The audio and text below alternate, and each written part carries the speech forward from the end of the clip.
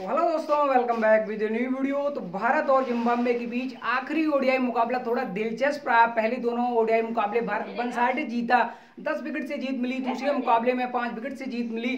लेकिन तीसरे ओडीआई मुकाबले में भारत की पहले बैटिंग में शिखर धवन की अगर आप देखें धीमी शुरुआत, क्योंकि अगर आप देखें 70 की समथिंग आप गेंदें ले रहे हैं, 40 रन बना रहे हैं। और इंटेंट अगर आप देखें जब पहले बैटिंग कर रहे हैं आप देखें तो दूसरे ओडीआई मुकाबले में जो शिखर धवन ने बैटिंग करी 157 की स्ट्राइक रेट से बैटिंग, और दूसरे यानी तीसरे ओडीआई मुकाबले में अगर आप देखें तो 58 की उन्होंने देखें तो स्ट्राइक रेट से बैटिंग करी है। शुभमन गिल के साथ साथ अगर बात करें तो हम कप्तान के लाहौल की अगर बात करें तो उनकी भी थोड़ी धीमी बैटिंग रही है। 70 के समथिंग अगर आप देखें उनकी स्ट्राइक रेट है। 30 रन उन्होंने बढ़ाए, उतने अगर आप देखें तो शायद दिखे नहीं हूँ, वो कॉन्फिडेंस मुझे लगता है अभी उनमें दिखा नहीं है जो हमको चाहिए एशिया कप की ओपनिंग के तौर पर। शुभमन गिल यार इनको कहीं खिलाइए, ओपनिंग खिलाइए, शिखर धवन के साथ खिलाइए, नंबर 3 पे खिलाइए, लेकिन ये रन बनाएंगे। क्योंकि रन ऐसा नहीं किसी अगर आप एक पोजीशन में बनाते हैं तभी आपके रन आएंगे। मेरा मानना है शुभमन गिल की ये एक क्वालिटी है, उनमें शॉट ऑफ एबिलिटी की ये पावर दिखती है। क्योंकि अगर आप देखें जिस तरह वो अगर आप देखें ऑन साइड की तरफ कट करके स्वीपर कवर हो, या फिर हम बात करें थर्ड मैन या डीप बैकवर्ड पार की तरफ अगर आप देखें जिस तरह वो बाउंड्री कलगीट करते हैं अगर आप देखें, और हाई लिफ्ट की जो गेंदें होती, मेरा मानना जिस तरह वो खेलते हैं वो बहुत अच्छी लगते हैं। खेलते वक्त ऐसा लगता है बहुत कंट्रोल इनमें है, इनके पास बहुत टाइमिंग है। उसके बाद अगर आप देखें तो फिर नीचे से दीपक हुड्डा की रन आई, ईशान किशन ने अपने आप को थोड़ा अगर आप देखें तो सेटिस्फाई होंगे अपनी पारी से जो उन्होंने 50 लगाई है। 5 अगर आप देखें जब 50 रन उनके आए हैं उन्होंने अगर आप देखें तो कीपिंग की भी भारत के लिए करी है आखिरी ओडीआई मुकाबले में। तो होपफुली थोड़ा बहुत उनमें कॉन्फिडेंस आया होगा। आने वाले समय में 1-2 मुकाबले अगर उनको मिलते रहेंगे तो फिर अपने आप को साबित करते रहेंगे।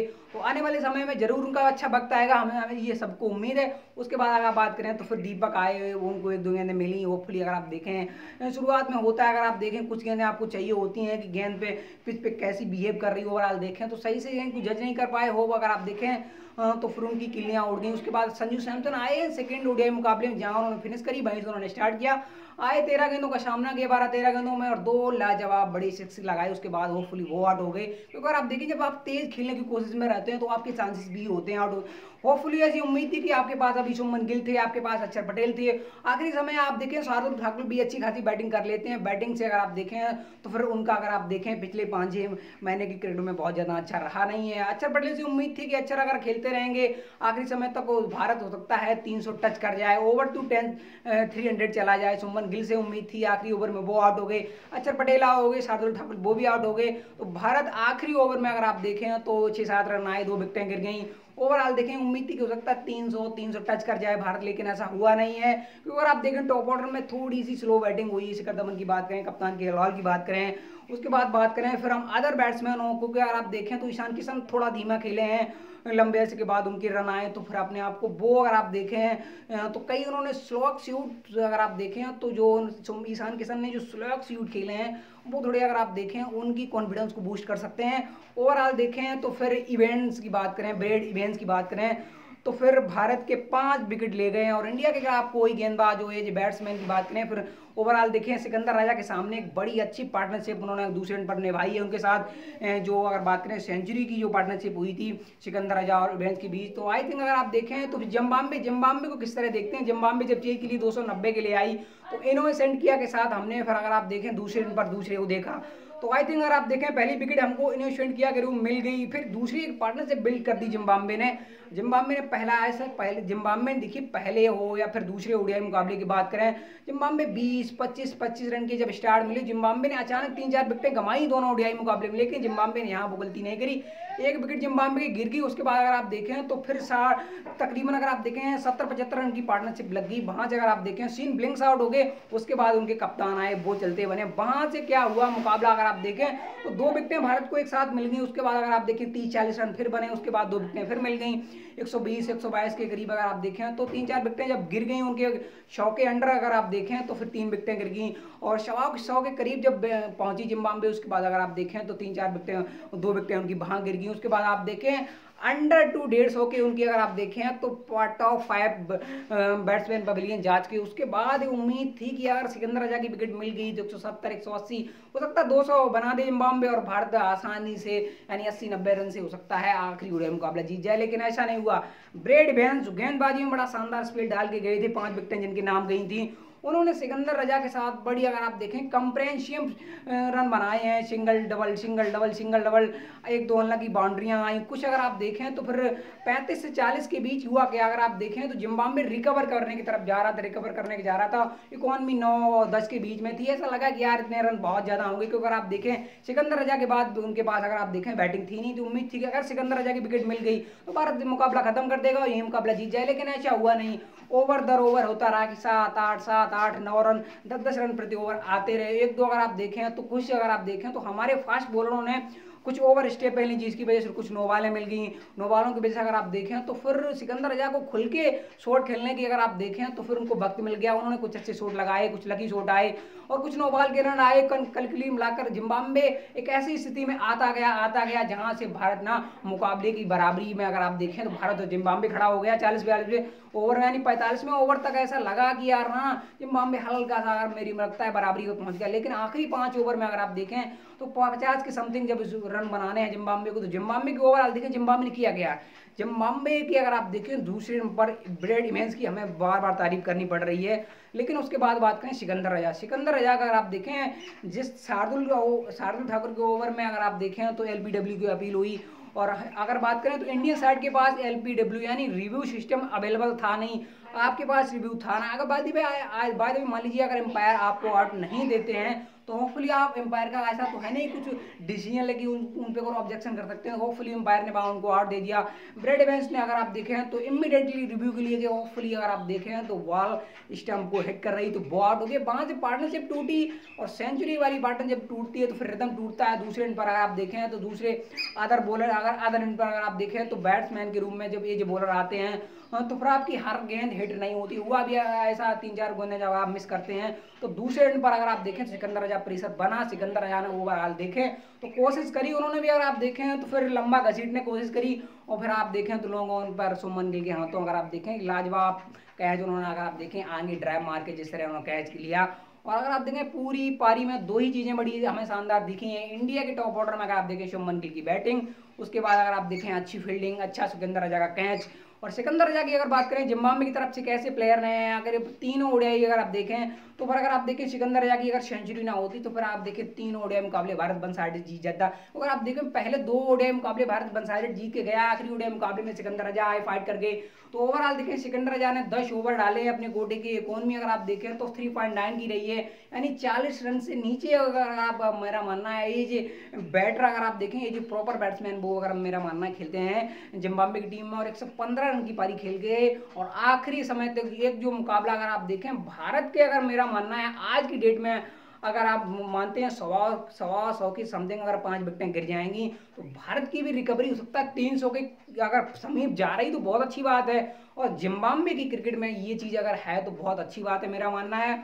ओवरऑल देखें तो भारत को इस क्या मिला है, अगर आप देखें एशिया कप की तैयारी को लेकर। लेकिन जिम्बाब्वे ने आखिरी समय जो आखिरी 15 अगर आप, मेरा मानना आखिरी जो 15 ओवर में जो बैटिंग करी है उनमें अगर आप देखें हमारे तेज गेंदबाजों की अगर हम देखें तो पोल खुलती नजर आई है। खासकर हम बात करें दीपक चहर की, जो एशिया कप से पहले दिखी है, उम्मीद थी कि क्या वापसी करेंगे तो जिम्बाब्वे टूर पे भेजा गया तो पहला मुकाबला खेला, 3 विकेटें मिल गई, टॉप ऑर्डर को रिदम तोड़ दिया, वो मोमेंटम मिल गया। तो हम सबको लगा यार इनके पास तो वो मोमेंट है, इनके पास वो स्विंग है, इनके पास बहुत ज़्यादा वक्त नहीं है इन्हें फॉर्म में आने के लिए। लेकिन जब दूसरा ओडीआई आपने मिस कर दिया तो तीसरे मुकाबले में अगर आप देखें तो फिर जिस तरह उनका पहला ओडीआई मुकाबला बड़ा जबरदस्त किया, वही अगर आप बात करें तो उसके अपोजिट चला गया। अगर आप देखें 70-75 रन खा लिए। ओवरऑल देखें 2 सफलताएं जरूर आपको मिल गई हैं, लेकिन अगर आप देखें तो फिर इकोनॉमी तो बहुत ज़्यादा हाई चली गई है। आबिद खान की अगर आप देखें तो फिर उनकी भी इकोनॉमी 6+6+ की है। ओवरऑल देखें, लेकिन अक्षर पटेल की तारीफ करनी पड़ी, बड़ी अच्छी गेंदबाजी करते हैं, चौतराइज गेंदबाजी करते हैं। जब जिम्बाब्वे के सिकंदर रजा जब अगर आप देखें तो हमारे फास्टरों को जिस तरह अप्रोच कर रहे थे, आबिद खान हो या दूसरे पर बात करें फिर अदर कोई बात करें, लेकिन स्पिनरों का अगर आप देखें थोड़ा अच्छा डे रहा है। अक्षर पटेल की बात करें तो उन्होंने अच्छी गेंदबाजी करी, उनको विकेटें मिल गई हैं और वो हर मुकाबले में अच्छी गेंदबाजी कर रहे हैं, हर मुकाबले में विकेटें ले रहे हैं और बड़ी इकोनॉमिकल गेंदबाजी कर रहे हैं। थोड़ा अगर आप देखें तो फिर रिदम उनके पास है गेंदबाजी में। बैटिंग में अगर बात करें तो मान लीजिए हमने 3rd ओडीआई मुकाबले में उनके रन नहीं आए, लेकिन बैटिंग में उनमें एबिलिटी है, उन्होंने बैटिंग करी है, वेस्ट इंडीज के खिलाफ साबित किया है। ओवरऑल बात करें तो फिर आप देखें तो पहली बार बैटिंग आई है पूरे जिम्बाब्वे टूर पर उनकी, तो आई थिंक हो सकता है एक मुकाबले सीरीज को बैटिंग से जज ना किया जा सकता है। मेरा मानना है ऋषभ पंत अगर आप देखें, माफ करना, अक्षर पटेल बहुत अच्छी गेंदबाजी कर रहे हैं और नीचे आगे एक लेफ्टी का आपको एक पेयर देंगे, तो मेरा मानना है अगर वो एशिया कप के लिए होते तो ज़्यादा बेटर होता, क्योंकि अगर आप देखें स्टैंड बाई के तौर पर आपने रखा है दीपक को, उनके बाद श्रेयस अय्यर हो, या फिर हम बात करें अदर प्लेयर के साथ साथ अगर बात करें दीपक चहर, श्रेयस अय्यर या अक्षर पटेल, तो आई थिंक उम्मीद करते हैं इंडिया ने जो कुछ भी जिम्बाब्वे के सामने अगर खेल दिखाया है आखिरी ओडीआई मुकाबले में भारत जरूर जीता है, लेकिन आप देखें 3-0 से आप क्लीन स्वीप करके, लेकिन शुभमन गिल एक ऐसा सितारा बनकर उभरे हैं वेस्ट इंडीज सीरीज हो, उसके बाद हम बात करें तो फिर ओवरऑल बात करें तो फिर हम जिम्बाब्वे टूर पे आपने तीनों मुकाबले में टॉप 3 में बैटिंग कराई। पहले ओडीआई मुकाबले में अगर आप देखें तो फिर बड़ी सहजता से बैटिंग करते हैं, बड़ी सिंपलिटी के साथ दिखते हैं, जब खेलते हैं तो ऐसा लगता नहीं कि क्रिकेट में भी विकेट नाम की चीज़ होती है, बड़े आसानी से सिंगल डबल बाउंड्री की जरूरत होती है वो अपने आप को दिखाते हैं। और एक चीज़ और देखी हमने, देखिए शिखर धवन अगर आप देखें उनकी स्ट्राइक रेट को अगर आप देखें तो दूसरे ओडीआई मुकाबले में अगर उनकी स्ट्राइक रेट निकाल लें, उसके बाद अगर आप देखें वेस्ट इंडीज़ के खिलाफ कप्तानी करी, वहाँ अगर आप देखें तीनों ओडीआई मुकाबले में स्ट्राइक रेट अंडर 200 पाएंगे, यानी अगर आप देखें रन प्रति बॉल से धीमा खेल रहे हैं। और शुभमन गिल की अगर आप कोई पारी हमको ऐसी दिखा दें जहाँ वो रन प्रति बॉल से धीमा खेले हों, अगर उन्होंने 30-40 रन बनाए हैं तो फिर रन प्रति बॉल के करीब बनाए हैं, और 50 से प्लस लगाइए तो रन प्रति बॉल से ऊपर रही हैं। और अब पहली ओडीआई सेंचुरी उनकी जब आई है तो फिर अगर आप देखें तो जिम्बाब्वे में एज ए ओवरसीज, मेरा मानना है एज ए इंडियन प्लेयर उनकी सबसे हाईएस्ट स्कोर है। सचिन तेंदुलकर की अगर आप देखें तो उनके भी 125 के तकरीबन रन है। कई ऐसे प्लेयर 10-12 प्लेयर जो आते हैं जिन्होंने सेंचुरी लगाई है जिम्बाब्वे में जाके बेटर इनिंग खेली, लेकिन शुभमन गिल का हाईएस्ट स्कोर है। और शुभमन गिल में अगर आप देखें तो बड़ी टैलेंट के साथ अगर आप देखें टाइमिंग उनके पास बड़ी भरपूर है, तो मेरा मानना है अगले विराट हो सकते हैं, अगले हो सकता है रोहित शर्मा हो सकते हैं, अगले सचिन तेंदुलकर भी हो सकते हैं।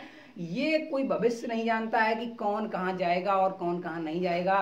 तो आई थिंक जिस हिसाब की वो क्रिकेट खेल रहे हैं, जो मौके मिले हैं, माना हमने थोड़ी कमजोर टीमों के खिलाफ रन बनाए, पर रन होते हैं। अगर मान लीजिए कमजोर टीमों के खिलाफ अगर रन बड़े आसानी से बनाए जा सकते हैं तो फिर केएल राहुल ने क्यों ऐसा नहीं कर पाया।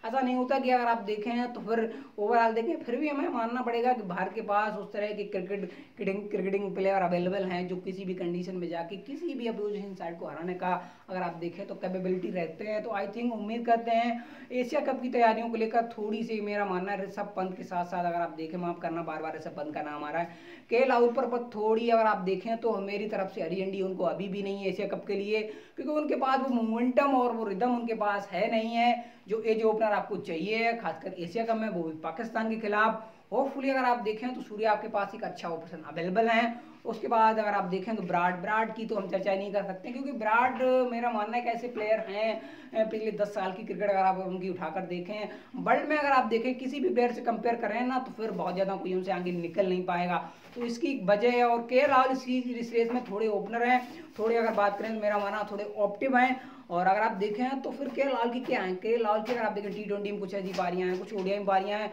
टेस्ट क्रिकेट में वो उनका कद नहीं है जिससे विराट अगर बात करें जो कॉन्फिडेंस विराट के ऊपर आता है, विराट की जो फेम है, क्योंकि आप देखें टेस्ट क्रिकेट एक ऐसी क्रिकेट है जहां अगर आपने नाम कमा लिया ना तो बाकी फॉर्मेट आपके आप मेरा मानना एक्चुअली हो ही जाएंगे।